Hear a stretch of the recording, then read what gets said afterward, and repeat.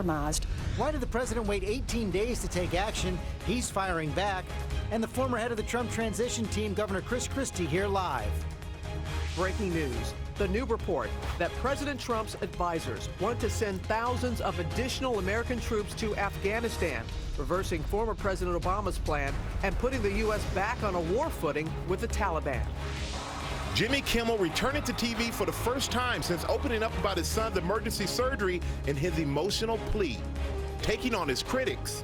And I would like to apologize for saying that children in America should have health care. It was insensitive. And going one-on-one with the Republican lawmaker, sharing the latest on his baby's recovery, now home with his family. And chaos at a Florida airport. Fights erupting after Spirit Airlines cancels and delays dozens of flights. Police called in to break up the brawl. Passengers taken into custody. Live in Times Square, this is GMA with Robin Roberts, George Stephanopoulos, and Michael Strahan. Get that last sip of coffee or tea or something like that. Good morning, America. Very busy Tuesday morning here. Yeah, very busy and very tense night at Fort Lauderdale's airport, as we just saw a few minutes ago. Fights broke out when hundreds of passengers were stranded after Spirit Airlines canceled those flights. Air travel is no fun these days. But you guys didn't send me the turquoise memo. Oh, yeah. It's all about lung cancer, the awareness for that. So I'm sorry. Well, that's kind of the shirt. These lines right here. Give me the fist bump. It's transferred over to you. Okay. A lot of headlines out of Washington this morning, including President Trump taking on Sally Yates after her testimony on General Flynn and Russian interference in the election. He's calling it old news, zeroing in on leaks. And the president's travel ban back in court, a 13-judge panel deciding whether Trump's statements about Muslims on the campaign trail can be used against him. And there may be a major strategy shift in the fight against the Taliban. Senior military leaders are calling for the U.S. to ramp up its military role in Afghanistan, add thousands of troops. The president has not signed off on that plan yet. As we said, a busy morning, and we begin with that tense standoff between the White House and Sally Yates. She told the Senate Monday that as acting attorney general, she gave several warnings to the White House about National Security Advisor Michael Flynn. Intelligence showed he'd been compromised by the Russians. President Trump took to Twitter to fight back, and our senior justice correspondent Pierre Thomas has more details. Good morning, Pierre. Robin, good morning. Yates portrayed a stark, critical moment where she warned the Trump White House Michael Flynn was a potential security risk, a man who could be blackmailed by the Russians.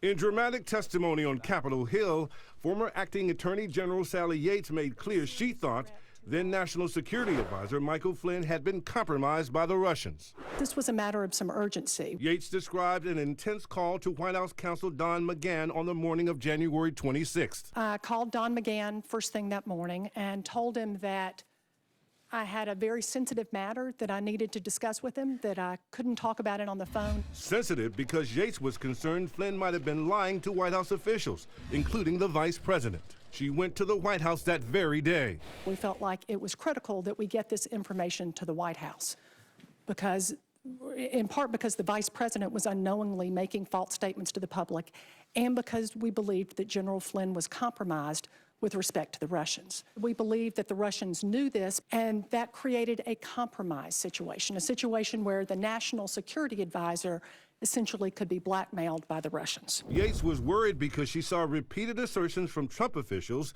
suggesting that Flynn had told them he had not discussed President Obama's sanctions against the Kremlin for meddling in the U.S. election on a call with the Russian ambassador. Yates knew otherwise because Flynn was caught on electronic surveillance, allegedly discussing those sanctions with the Russian ambassador the same day they were announced. We were concerned that the American people had been misled. Democrats wondered why Flynn was allowed to stay in his job for 18 days. And they pointed out that President Obama had raised concerns about Flynn with President-elect Trump 2 days after the election. The Obama administration had fired Flynn in 2014. It's true that President Obama made it known that he wasn't exactly a fan of General Flynn's, which is frankly shouldn't come as a surprise. But some Republicans wanted to know if Yates was the source of leaks. Have either of you ever been an anonymous source in a news report about matters relating to Mr. Trump, his associates, or Russians' attempt to meddle in the election? Absolutely not. Last night, the president clearly had the hearing on his mind. He tweeted that the testimony from Yates was old news and, quote, the Russia-Trump collusion story is a total hoax. When will the taxpayer-funded charade end? George? Okay, Pierre, thanks. We're going to get more on this now from New Jersey Governor Chris Christie. He dealt with General Flynn during the campaign and the transition. Governor Christie, welcome. You're also chair of the President's Commission on Opioids. Want to get into that as well. Sir. But let's start out. You worked with General Flynn during the campaign. You were two of the people who were part of the intelligence briefings. Did you see any red flags? Listen, he was not always my cup of tea in terms of style, and I made that clear to the candidate at the time. But not red flags concerning something as specific as that. But you did warn the president about making him national security advisor. You didn't think he should be slotted for that. Listen, my advice to the president's my advice to the president, and I don't talk about that publicly. Suffice to say that General Flynn and I didn't necessarily see eye to eye on certain things. How do you explain how the White House waited 18 days after getting those warnings to take action? You know, you'd have to ask them, George, because I wasn't there at the time. I don't know what other work they were doing to try to check out what the acting attorney general had told them. But I think in the end, what really matters is that the president acted decisively very early in the administration to get rid of General Flynn. I was with him the next day. And I told him I thought it was the right decision, and I think he did the right thing by making sure that General Flynn was no longer in the White House and no longer in a position of influence. Let's talk about the opioid crisis and health care. You're dealing with this in New Jersey as well. And this week, you're putting out for Mother's Day an ad that shows a woman, Pam, who's facing her first Mother's Day. We're going to roll part of it right now, facing her first Mother's Day without her son, who died from drug abuse. Should Pam and other moms be worried about this GOP health care bill that passed last week and what it could do for those who are facing addiction? Listen, I don't think so. I think there's going to be a lot of work done. You know how the way this process works, George. I think the Senate will do a lot of things to change the bill as it is now. And I've said really clearly that, you know, we expanded Medicaid in New Jersey. This cuts it back. Well, that's right. By 2020, it wouldn't. And so I think there's going to be a lot of discussion about that. And you see a lot of Republican governors out there expressing their concerns, both publicly and directly, privately to folks on Capitol Hill and the White House. And there's a lot of work yet to be done. So I don't think this is a final product. And having gone through 7.5 years of legislative process as a governor in New Jersey, I understand that nothing really is final till it reaches your desk. So I don't want anybody to overreact, but we're certainly going to express our concerns. Because there are some serious concerns people have. If states wouldn't have to consider addiction treatment an essential benefit right now. Is that a good idea? Well, listen, I think that most states would consider it an essential benefit, George. I think when you have 52,000 people last year in the United States dying of drug overdoses, more than car accidents and gun homicides combined, that I don't think you'd see any governor in any state say we don't think it's an essential benefit. Why give them the ability to do that? Listen, I think that this is a difference in philosophy. I believe that governors should be trusted to make these decisions and that they know what's best for the people in their individual state. Now, this is just a general difference in philosophy between Democratic and Republican administrations. As Republican governors, we've been clamoring for 8 years to give us more control. And my argument to President Obama at the time was, why do you think it would be a good move for me as a governor to deny someone in my state the benefit of getting drug or alcohol abuse treatment? It's not good from a public health perspective, and it's certainly not good politically. But I guess one of the big questions is, can you do that when your state and others are going to get their Medicaid funding cut back? $880 billion in cuts in Medicaid. Well, first of all, you can do something if you let us manage ourselves a little bit better than what we do now. Everything we do in Medicaid now, George, even though we pay 50% of the cost in most cases, we have to go mother may I to the federal government to ask them to make changes. No one thinks that the way I give health care as a state in New Jersey should be the same as the way they do it in Wyoming. Okay, it's different public health issues. But you need the money. Well, yeah, but you can manage the money better. And I think what we should move towards is to allow governors to manage this money and to create savings both for the public and for the federal government. We also saw a proposal last week that was cleared by the Office of Management and Budget that would cut funding for the Office of National Drug Control by 95%. Wouldn't that cripple your work on the commission? Yeah, I just don't believe it's going to happen. So have you expressed that to the president? I just don't believe it's going to happen, George. But it's their proposal. I have a good reason to believe it's not going to happen. You've been assured it's not going to happen? I have good reason to believe it's not going to happen, George. So you feel that there will be full funding to take on the opioid crisis? I believe there will be funding, and I think that funding will take different forms as well. Let's face it, there's a GAO report out there that was issued near the end of the Obama administration saying that ONDCP was not effective. Okay, so I think what the administration is doing is the right thing, which is to say, and this is one of the charges the president's given me in the commission, is to say, look at the way we're spending this money across a number of different departments in government. Because remember, ONDCP is essentially a conduit, the Drug Czar's office too, Health and Human Services, Education, State Department, and others. So one of the things the president wants me to do is say, how can we spend this money better? Because we're losing this fight. We're losing the fight, and we can't afford to lose the fight, George. 52,000 people dead last year in the United States. Can't afford to lose the fight. I am assured and feel very confident that we'll have the funds that we need to do it. May not look the same way, but hopefully it'll be more effective than GAO found ONDCP to be. Governor Christie, thanks for joining us this morning. Thank you, George. Robin? All right, George, now to that breaking news in the fight against terrorism. The president is considering sending more U.S. troops back to Afghanistan, where we've been fighting the Taliban since the September 11th attack. Our chief global affairs correspondent, Martha Radich, joins us now. And Martha, it has been 15 years and it's not over. Incredible. That war is not over. We currently have 8,400 U.S. troops there. This new plan, which of course the president would have to approve, would add 1,000 to 3,000 new American forces, and they hope the same number of NATO troops. The president's national security advisor, his new national security advisor, H.R. McMaster, told me on his recent trip to Afghanistan that ISIS and the Taliban have redoubled their efforts there, and it is time for the U.S. and its Afghan partners to, quote, respond. Robin? It's not just about the numbers here. It sounds that generally there's going to be greater involvement. Exactly. This would not only expand the numbers, it would expand the role of the U.S. military in setting the number of troops needed, and it could put our troops closer to the fight. Already, remember, Robin, the U.S. has lost well over 2,000 troops in Afghanistan, including 2 Army Rangers just 2 weeks ago. Robin? We certainly do remember that. All right, Martha, thank you. Big decision ahead. We're going to move on now to a major development in the Phoenix serial shooter case. Police have identified a suspect linked to at least 9 deaths. ABC's Kano Whitworth has the details. This morning, an alleged serial killer is behind bars after a deadly shooting spree kept Phoenix area residents on edge for over a year. Today is a good day in the city of Phoenix. 23-year-old Aaron Saucedo was already in police custody. Aaron Saucedo. For the April 2015 murder of his mother's boyfriend. Police tying him to a string of 12 shootings across Phoenix from August 2015 to July of last year, leaving 9 people dead in total. And today, Saucedo was rebooked into the Maricopa County Jail for 26 additional felony counts, including multiple counts of homicide, aggravated assault, and drive-by shootings. It's my brother. They just shot him. Okay. Did this happen in front of the house, ma'am?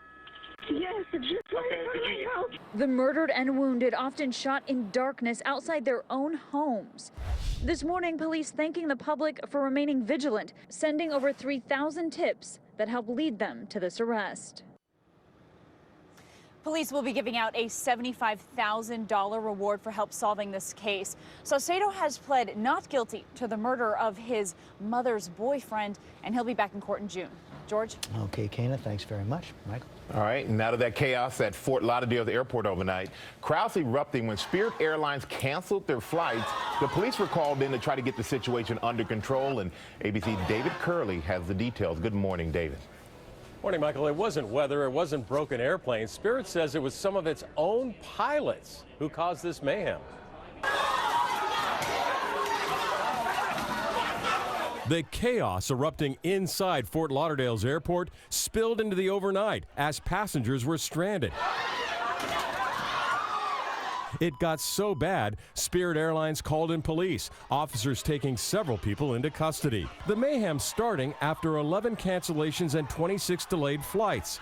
And the airline, with the worst customer service and on-time record, blames some of its own pilots. Spirit claiming its ongoing labor negotiations with the Airline Pilots Association, saying in a statement to ABC News, this is a result of unlawful labor activity by some Spirit pilots designed to disrupt operations for our customers.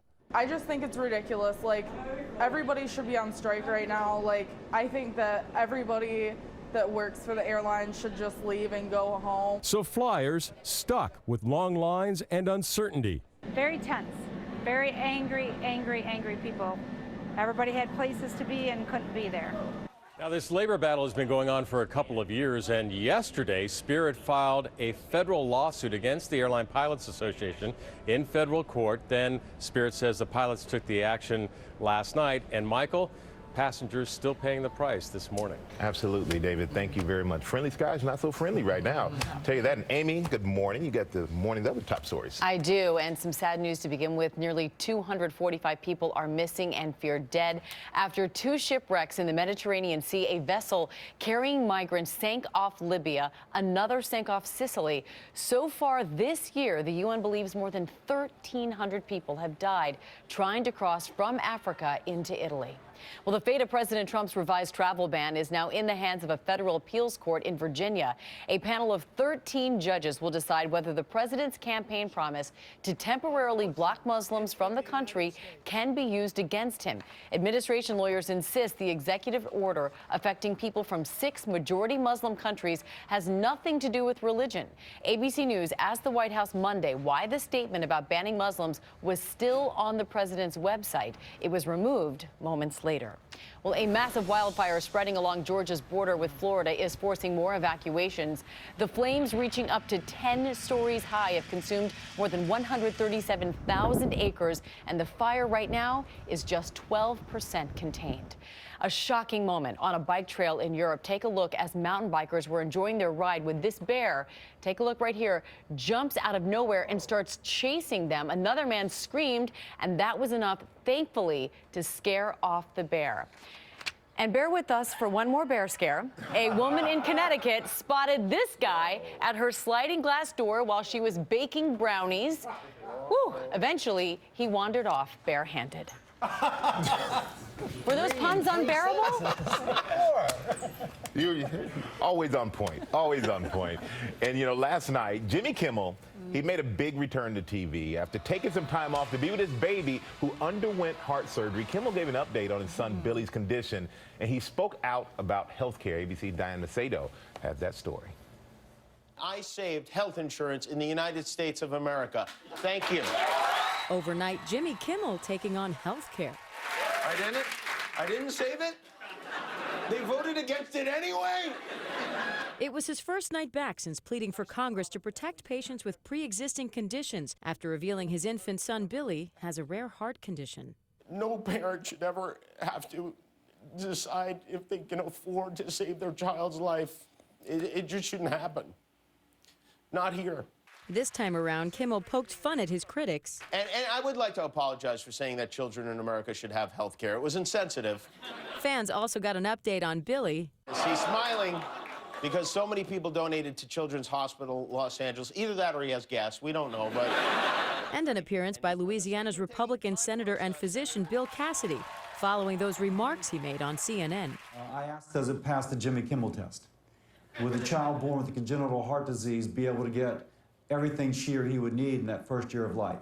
The Jimmy Kimmel test, I think, should be no family should be denied medical care, emergency or otherwise, because they can't afford it. Can that be the Jimmy Kimmel test? For Good Morning America, Diane Macedo, ABC News, New York.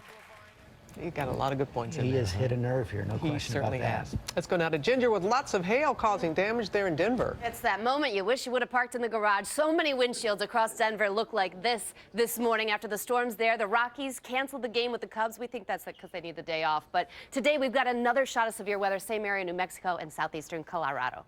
All right, let's get to the Tuesday trivia now, brought to you by Walgreens. You'll be amazed what happens when you put your red nose on.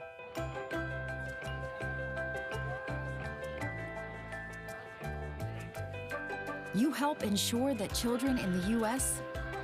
and around the world are safe, healthy, and educated. This Red Nose Day, swing by Walgreens and get your noses on to help end child poverty. Walgreens, at the corner of happy and healthy. And a very good morning, meteorologist Brian Vandergraff. Here we go. Cold morning to start out there. Look at these early morning numbers in the 30s off to the west. We quickly warm into the middle of the afternoon. Temperatures will be in the 50s mid-morning, but look this afternoon, mid-60s. Hey, a neat thing happening over at Reagan National. The Hurricane Hunter is in town. There's 4 planes, actually. They're over at Reagan National, free to the public, 2 to 4:30, Reagan National. Look at that. Temperatures this afternoon warm in the mid and upper 60s. Should be a pleasant afternoon. Get out and enjoy. That's a look at the forecast. Tomorrow, even nicer. Yep, we have an ABC News exclusive. Richard Simmons' lawyer speaking out about the fitness guru's huge lawsuit targeting those tabloid reports. And that incredible 10-year-old who fought off an alligator is opening up about that terrifying moment, how she managed to stay calm and save herself.